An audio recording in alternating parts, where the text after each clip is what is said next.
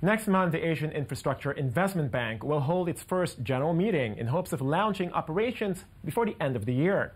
And with a 30% share, China will be the largest of the 57 participating countries. To understand the implications of this for the global economy, we're joined by Clarity Capital analyst Sam Chester. Mr. Chester. Thanks for having me here. Thanks for joining us. So, just to understand here, we're talking about a very, very big multilateral organization, which essentially China has initiated, which has grown way beyond the proportions that it had potentially intended. Essentially, it's twice the size of what it had intended, about over $100 billion at this point. What exactly does it mean for all these participating countries to sign this charter? So to give some background to the story, China's been very active in funding infrastructure in China domestically, in Asia continentally, and overseas, in Africa and other places for many years. It's part of the rise of China globally. It's part of what has boomed, so to speak, the China economy. And it's part of China. It's part of China's brand. You look at many individual countries, and you can see examples where, for instance, in Egypt, in Indonesia, and Israel, trying to get Chinese funding to build infrastructure projects. What China's been trying to do now with the Asia Infrastructure Investment Bank, the AIIB, is they're trying to set up what they've been doing in different ways for a number of years in a multilateral framework, which will give China more influence and essentially be a competition to establish global brands such as the World Bank and the Asia Development Bank. So what the AIIB is designed to do is to give a framework to some of what China's been doing, to draw in players from around the world while still maintaining Beijing's leading edge. And it's really all just come together in the last few months. Right. March 31st was the deadline for members to join. 57 countries around the world joined by then.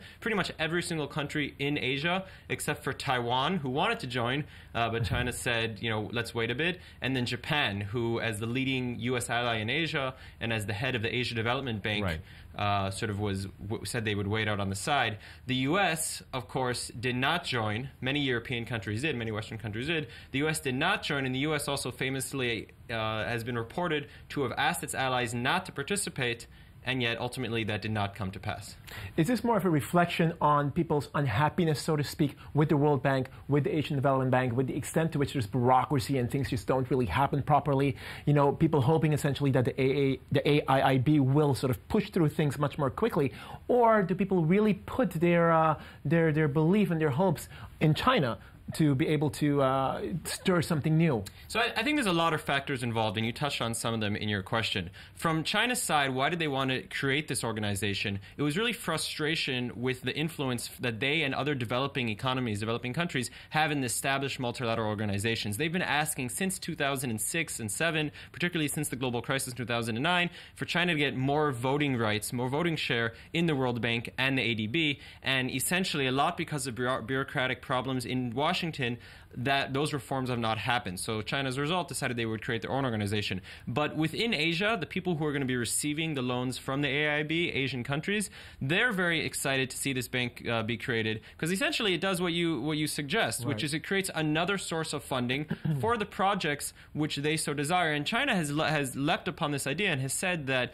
the goal of the AIIB will be to create a more efficient, less bureaucratic organization while still maintaining the Western standards that the World Bank is famous, and in some cases perhaps too famous as far as its loan countries are concerned. Right.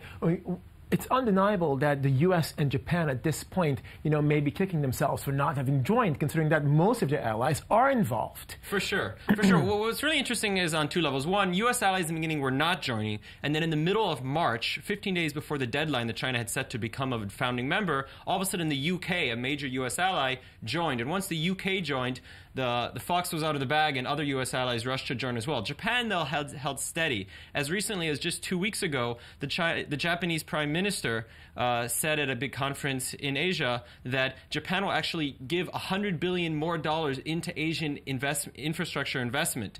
Clearly a shot across the bow at Beijing, saying, okay, China's raised its investment in its infrastructure commitment by $100 billion. Well, Japan will do that as well in the Japanese Multilateral Framework Bank, which is the ADB.